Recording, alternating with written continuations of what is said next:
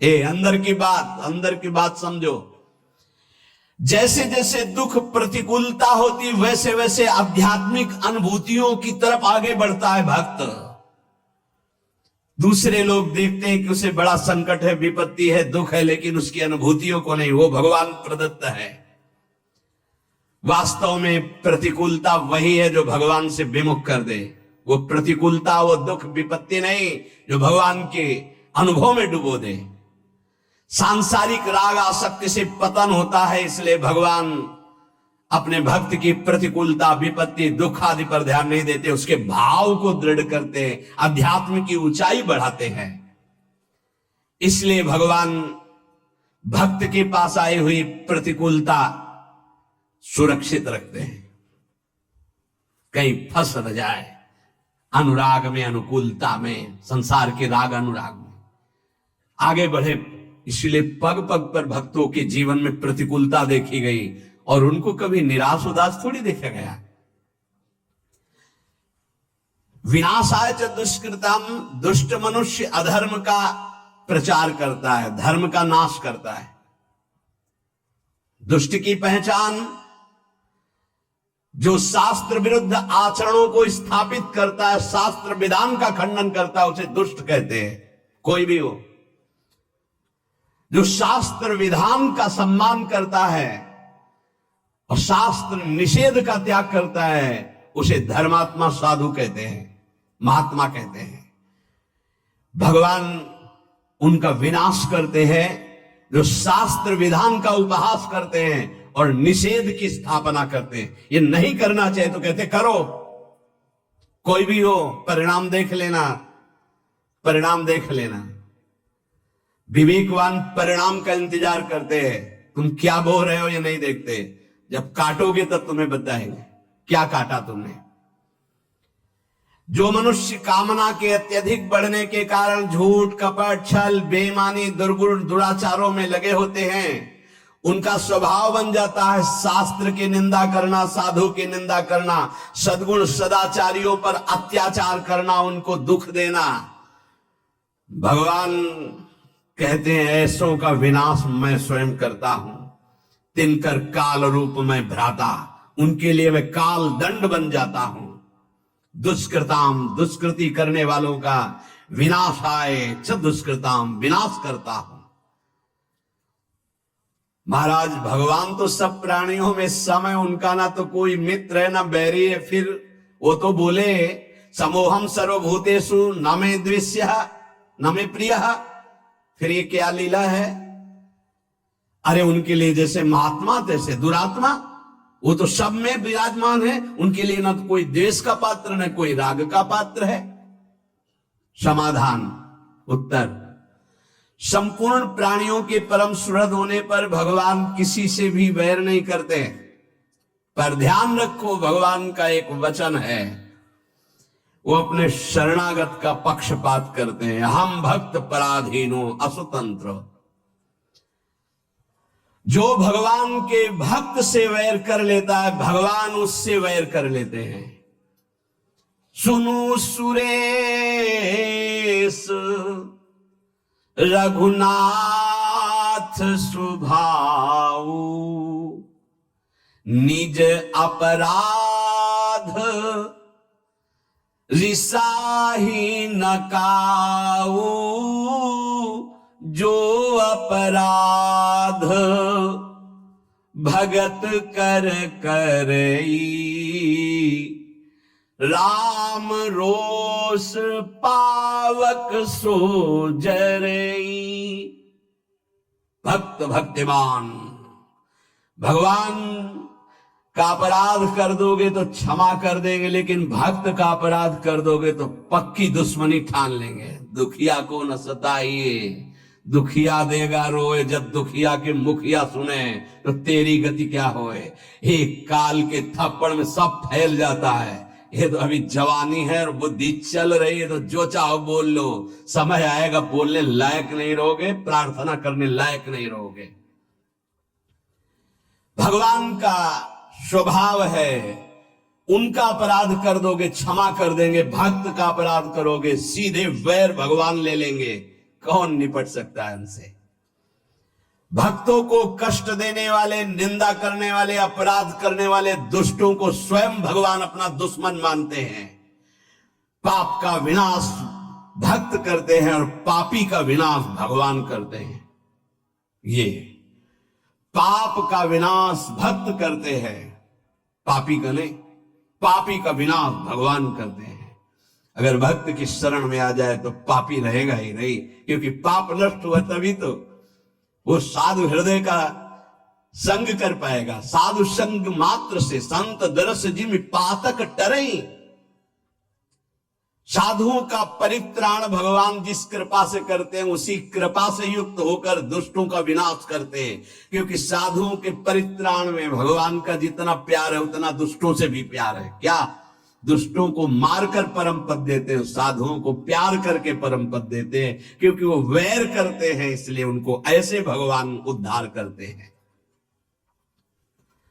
भगवान किसी के प्रति भी तनिक भी अमंगल भावना नहीं, पर भक्त के द्रोह करने के कारण जहां किसी भक्त को कष्ट दिया जाएगा, फिर भगवान उसे चैन से नहीं रहने देंगे।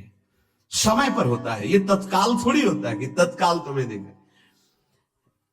गंगा किनारे एक परम महामहिम स्थान है, पूज्य स्वामी श्री आत्मा प्रकाश जी महाराज, बहुत ही महान तपस्वी, भजनानंदी, अखंड ब्रह्मचारी, ढूढ़ी घाट।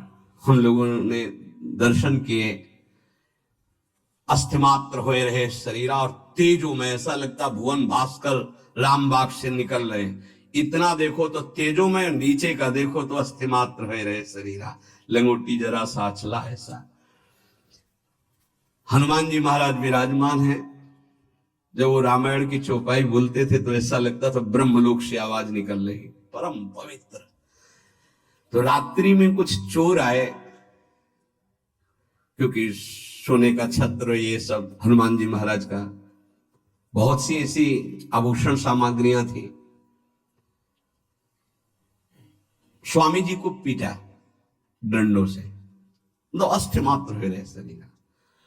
बड़े बड़े कानपुर के अधिकारी जन प्राण समर्पित करने वाले थे, बहुत उनका प्रभाव था। जैसे उस उनका व्यवहार गांव की भाषा थी, उरे कलेक्टर, ऐसी बात, उरे कलेक्टर, रोड बन जाएगा करे, ये वाला बन जाएगा, हाँ सरकार बन, ये बनवा दे, ऐसे गांव के बाद बिल्कुल सरल स्वभाव, नमन को टिलाई, परमहंस। सुबह जे भी पता चला स्वामी जी को, मैं पूरा का पूरा अलग अलग बड़े बड़े सब ऑफिसर लोग, स्वामी जी बस आप इशारा भर कर दो। स्वामी जी जानते थे, त्रिका लग गए थे, उन्होंने कहा नहीं, किसी ने नहीं मारा, नहीं मारा है, ये देखो आपको इतनी चोट लगी। बोले हमारे कर्म का फल हनुमान जी ने दिया, कोई कर्म। बोले स्वामी जी ये सब बातें बाद में हम सुनेंगे, आप थोड़ा। बोले हम जानते ही नहीं। तो जानते हो, कुछ महीने बाद उन लोगों की जो दुर्दशा हुई कि चिल्ला चिल्ला के कह रहे थे कि हमने स्वामी जी को मारा, हमने ये सामग्री लूटी, हमने अमुक जगह बेचा, स्वामी जी से कह दो मुझे क्षमा कह दे। चिल्ला चिल्ला के वो विध्वंस लीला हनुमान जी ने शुरू की, चिल्ला चिल्ला के अपने आप बोलने लगे।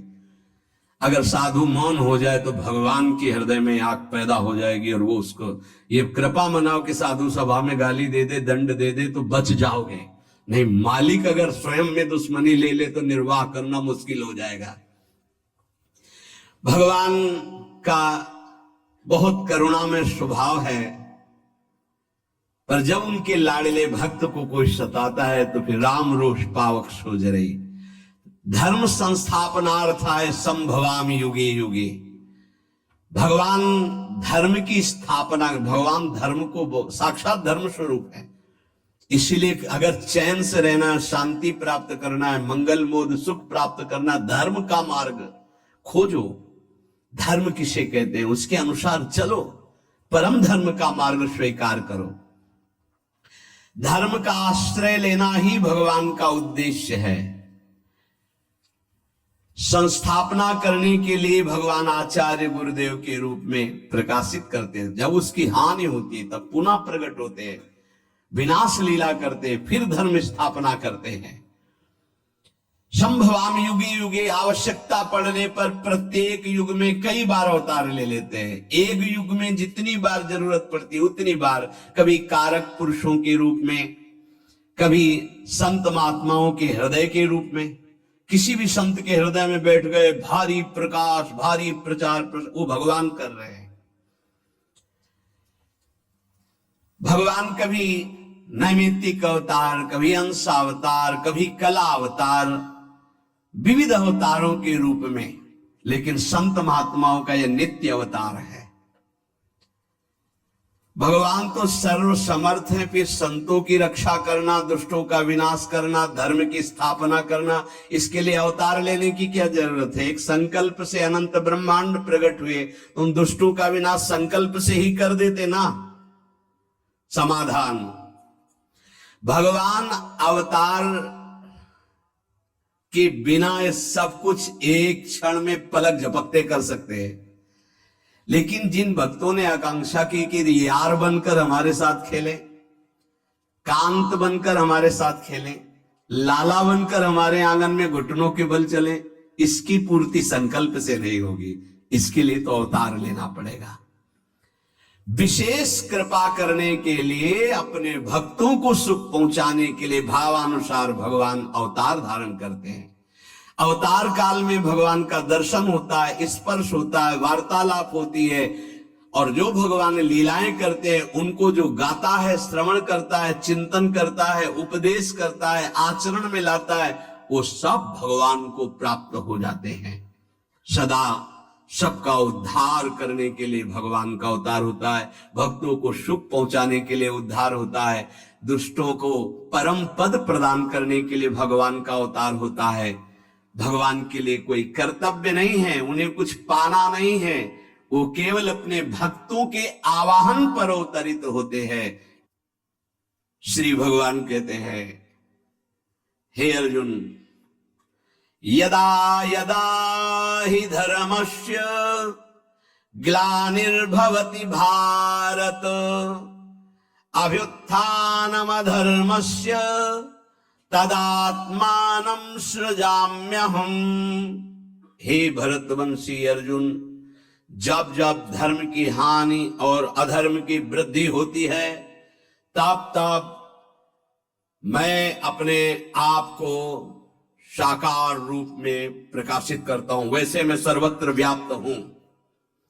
यदा यदा हि धर्मस्य, धर्म की हानि और अधर्म की वृद्धि जब होती है तो भगवान को बेचैनी होने लगती है।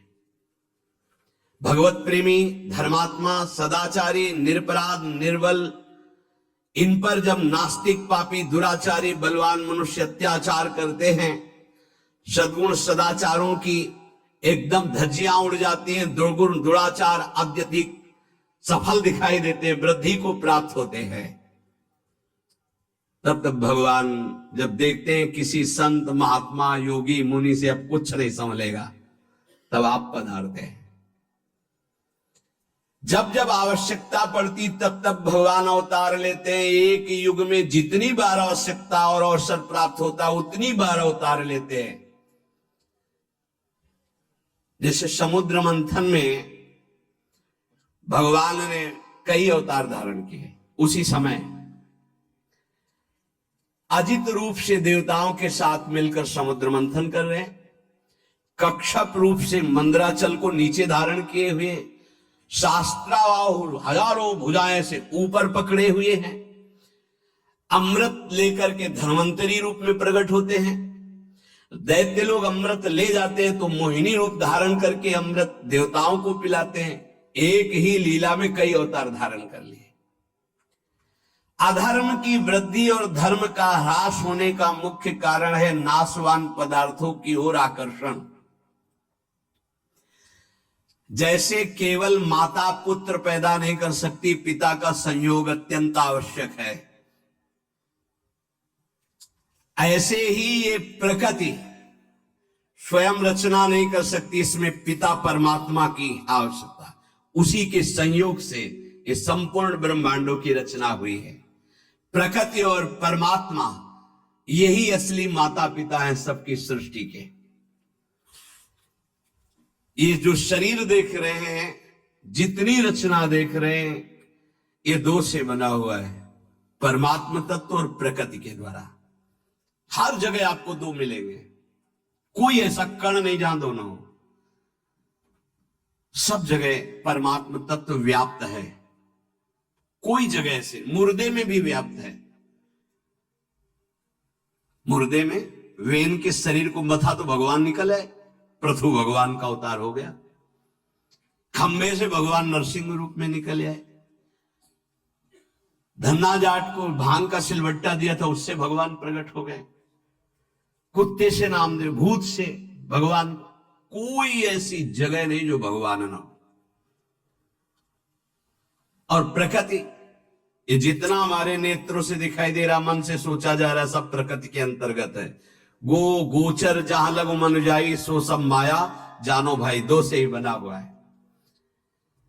बिना परमात्मा तत्व के प्रकृति कुछ नहीं कर सकती। जैसे हाइलोजन है, बिजली से ही चमकेगा, इसमें चाहिए बिजली, पावर चाहिए, बिजली गई अंधेरा छा जाएगा। ऐसे प्रकृति एक यंत्र है, करण है, पर इसका कारण परमात्मा है। जितना जड़ चैतन्य सुंदर दिखाई दे रहा है, इसकी सुंदरता में श्री कृष्ण ही विराजमान है। परमात्मा और प्रकृति दोनों से ये बना हुआ है। वो अविनाशी, निर्लेप, और ये विनाशी, परिवर्तनशील। प्रकृति का जितनी रचना है वो क्षण क्षण नाश को प्राप्त होता रहता है, बदलता रहता है। वो एक रूप कभी नहीं रह सकता प्रकृति का। और परमात्मा कभी परिवर्तनशील नहीं होता, सदैव एक रूप रहता है। ऐसे ही भगवान का अंश जो, वो एक रूप अविनाशी चैतन्य घन। और ये शरीर सब परिवर्तनशील, ये पहले नहीं था, बाद में नहीं रहेगा, अब भी नहीं है, ये बदल रहा है एक एक क्षण। किंचन मात्र भी अपने स्वरूप में परिवर्तन नहीं हो। परमात्मा जिसका परिवर्तन, वो प्रकृति किंचन मात्र एक रस नहीं रह सकती, परिवर्तन ही परिवर्तन। जब कोई अनित्य, उत्पत्ति विनाशशील प्राकृत पदार्थों से सुख भोग की इच्छा करता है तो उससे पाप बनने लगते हैं, पतन होता है। और ऐसे जिनका हृदय पतन हो जाता है, वो भगवान और भगवान के वाक्यों को स्वीकार नहीं करते। पापात्मा पुरुष जो पे दुष्ट हृदय सोई होई, मोरे सन्मुख आव कि सोई, पापवंत कर सहज स्वभाव, भजन मूर्ति भाव न काओ। जहां अधर्माचरण बढ़ने लगा, पापाचरण बढ़ने लगा, कलह विद्रोह दोष व्यभिचार नाना प्रकार के बढ़ने लगे, तो फिर भगवान उसको रोकने के लिए, अगर किसी ऋषि मुनि के अंदर बैठकर काम चल जाता है तो भगवान ऐसा भी करते हैं। ऋषि मुनि के अंदर बैठकर काम चलने का मतलब, कोई भी ऋषि मुनि पाप को नष्ट करके उसको सौहार्द भाव, सत्य भाव में स्थित करता है, कभी वो पापी को नष्ट नहीं करता। ध्यान रखना, यह है काम चलना। अगर परिवर्तन हुआ तो हुआ, और नहीं हुआ तो अब वहां भगवान परिवर्तन करने के लिए नहीं आते। फिर परित्राणाय साधूनाम विनाशाय दुष्कृताम, साधु दुष्कृति का विनाश करके उसके अंदर साधुता भरता है। जब तक भगवान की महिमा कृपा अंदर रही तो वो ऐसा विस्तार करता। जब भगवान देखते हैं अब यहां भी काम नहीं चलेगा, न मंत्र से न उपदेश से अब काम नहीं चलता हमारे साधु महात्माओं का, इनकी तपस्या बड़ी है, इनका रुद्र रूप बड़ा है, तो फिर भगवान स्वयं अवतरित होते हैं उनको साधुता देने के लिए नहीं, विनाशाय दुष्कृताम, दुष्कृत करने वालों का विनाश करने के लिए प्रकट होते हैं। सतयुग, त्रेता युग, द्वापर युग, कलयुग, इन चारों युगों में देखा जाए तो धर्म का क्रमशः ह्रास होता चला जाता है। जब धर्म का संपूर्ण ह्रास होने लगता है किसी भी युग, भगवान अवतरित हो जाते हैं। तदात्मानम सृजाम्यहम्, जब जब धर्म हानि और अधर्म वृद्धि को प्राप्त होता है तो भगवान अवतार धारण करते हैं। कई अवतारों के स्वरूप हैं कारक महापुरुषों के रूपों में, जीवन मुक्त महापुरुषों को भेज देते, जाओ संभालो, जैसे एक समय बड़े बड़े महापुरुष एक साथ प्रकट हुए, अलग अलग प्रांतों में प्रकट हुए, संभाल रहे हैं हर जगह अपने अपने सीमा में भक्ति का प्रकाश करके अधर्मियों की वृत्तियों का परिवर्तन कर रहे हैं। जब ऐसा भी होता है कि कारक पुरुषों से काम नहीं चलेगा तो भगवान फिर स्वयं अवतरित होते हैं। कभी कभी ऐसा भी होता है किसी संत महापुरुष के हृदय में प्रकाशित होकर के धर्म की स्थापना, अधर्म वृत्तियों का नाश करते हैं, व्यक्तियों का नहीं, अधर्म वृत्तियों का। कभी कारक पुरुषों के रूप में जब किसी से कार्य नहीं चलता, जैसे कंस का उपद्रव, जरासंध, भौमासुर, जब कृष्णावतार, कितने बड़े बड़े संबरासुर, बड़े बड़े, ये किसी मंत्र, औषधि, योग बल, तपस्या के द्वारा काबू में नहीं किए जा सकते थे। शिशुपाल, दंतवक्र, बड़े बड़े कृष्णावतार, रामावतार में भी। तब सब ऋषि मुनि देवता, भगवान ब्रह्मा पृथ्वी गौ का रूप धारण करके प्रभु को पुकारते हैं कि अब मेरे बस की बात नहीं रह गई। तब भगवान तदात्मानम सृजाम्य हम, प्राणी मात्र का परम मंगल करने के लिए, धर्म की स्थापना के लिए भगवान अपने को प्रकाशित करते हैं। है सर्वत्र भय प्रकट कृपाला दीन दया, वो प्रकट हो गए। परित्राणाय साधूनाम विनाशाय च दुष्कृताम धर्म संस्थापनार्थाय संभवामि युगे युगे। साधुओं की रक्षा, भक्तों की रक्षा करने के लिए, पाप कर्म करने वालों का, अधर्म आचरण करने वालों का विनाश करने के लिए और धर्म की भली भांति स्थापना करने के लिए मैं युग युग में प्रकट हुआ करता हूं। अर्जुन जी से कहते हैं परित्राणाय साधु नाम। साधु मनुष्यों के द्वारा अधर्म का नाश और धर्म का प्रचार होता है, इसलिए भगवान साधुओं की रक्षा के लिए अवतार धारण करते हैं। साधु किसे कहते हैं?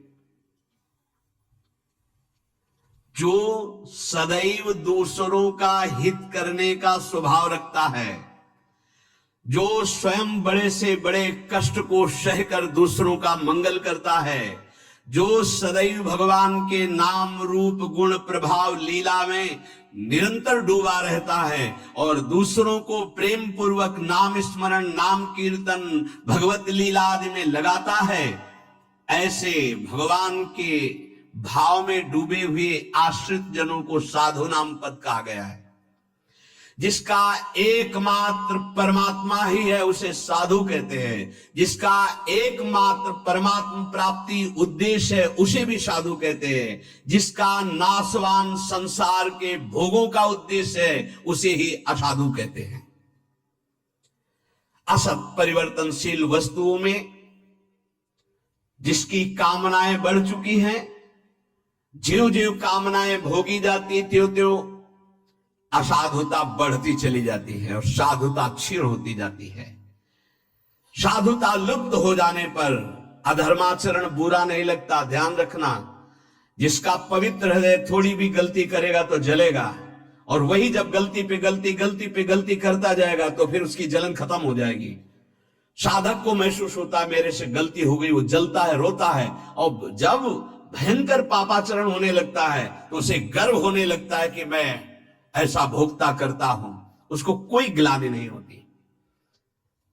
जैसे कोई कहते हैं कि हमको तो कोई गिलानी नहीं हुई, हमें तो कोई, क्योंकि तुम्हारा मलिन अंतःकरण हो गया। इसलिए देखो, ज्यों ज्यों भोगों में वृत्ति बढ़ती चली जाती है तो पापाचरण बढ़ता है। पापाचरण बढ़ने से साधुता लुप्त होती है।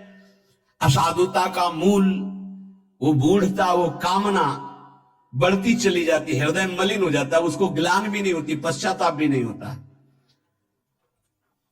साधु पुरुष पशु पक्षी वृक्ष मनुष्य देवता पितर सबका हित, सबका आनंद, सबका सुख चाहते हैं, वही साधु होते हैं।